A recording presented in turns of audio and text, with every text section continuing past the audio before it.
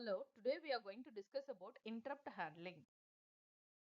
So generally, the interrupt is one which is going to stop the current process and the new process is going to be executed. Here, all the interrupts are hardware interrupts and also it is vectored interrupts. So vectored in the sense it is having a specific address. So each and every interrupt is having some specific address.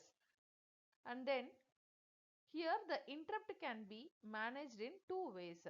One is by using the IST. IST in the sense interrupt service thread, and then another one is in kernel IST. So here actually whenever some interrupt source is interrupting the interrupt controller, then it is given to the microkernel.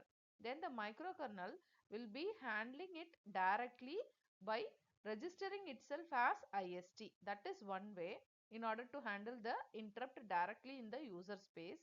Or what the microkernel will do means it can request the notification through an event, in which case the kernel provides the in-kernel IST in order to manage the interrupt.